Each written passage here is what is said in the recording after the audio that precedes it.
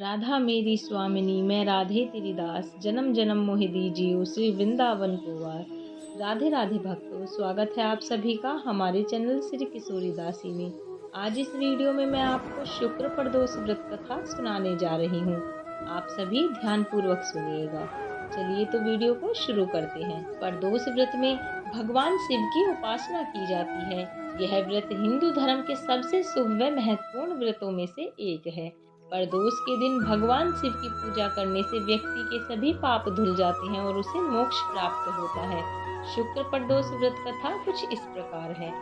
सूत जी बोले, प्राचीन काल की बात है। एक नगर में 3 मित्र रहते थे। तीनों में घनिष्ठ मित्रता थी। उनमें एक राजकुमार, दूसरा ब्राह्मण पुत्र, तीसरा सेठ पुत्र था। राजकुमार व ब्राह्मण पुत्र का विवाह हो चुका था। सेठ पुत्र का विवाह के बाद गोना नहीं हुआ था। एक दिन तीनों मित्र आपस में स्त्रियों की चर्चा कर रहे थे। ब्राह्मण पुत्र ने नारियों की प्रशंसा करते हुए कहा कि नारीहीन घर भूतों का डेरा होता है।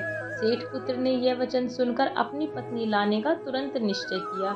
सेठ पुत्र अपने घर गया और अपने माता पिता से अपना निश्चय बताया। उन्होंने बेटे से कहा कि शुक्र देवता डूबे हुए हैं। इन दिनों बहु बेटियों को उनके घर से विदा कर लाना शुभ नहीं। अतः शुक्र उदय होने के बाद तुम अपनी पत्नी को विदा कर लाना। सेठ पुत्र अपनी जिद से टस के मस नहीं हुआ और अपने ससुराल जा पहुंचा। सास ससुर को उसके इरादे का पता चला। उन्होंने उसको समझाने की बहुत कोशिश की, किंतु वह नहीं माना। उन्होंने विवश हो अपनी कन्या को विदा कर दिया। ससुराल से विदा होकर पति पत्नी नगर से बाहर निकले ही थे कि उनकी बैलगाड़ी का पहिया टूट गया और एक बैल की टांग टूट गई। पत्नी को भी काफी चोट आई। सेठ पुत्र ने आगे चलने का प्रयत्न जारी रखा। तभी डाकुओं से भेंट हो गई और वे धन धान्य लूट कर ले गए। सेठ पुत्र पत्नी सहित रोता पीटता अपने घर पहुंचा। जाते ही उसे सांप ने डस लिया। उसके पिता ने वैद्य को बुलाया। उन्होंने देखने के बाद घोषणा की कि सेठ पुत्र 3 दिन में मर जाएगा। उसी समय इस घटना का पता ब्राह्मण पुत्र को लगा। उसने सेठ से कहा कि आप अपने लड़के को पत्नी सहित बहू के घर वापस भेज दो। यह सारी बाधाएं इसलिए आई हैं कि आपका पुत्र शुक्रास्त में अपनी पत्नी को विदा कर लाया है। यदि यह वहां पहुंच जाएगा तो बच जाएगा। सेठ को ब्राह्मण पुत्र की बात जच गई और अपनी पुत्र वधू और पुत्र को वापस लौटा दिया। वहां पहुंचते ही सेठ पुत्र की हालत ठीक होनी आरंभ हो गई।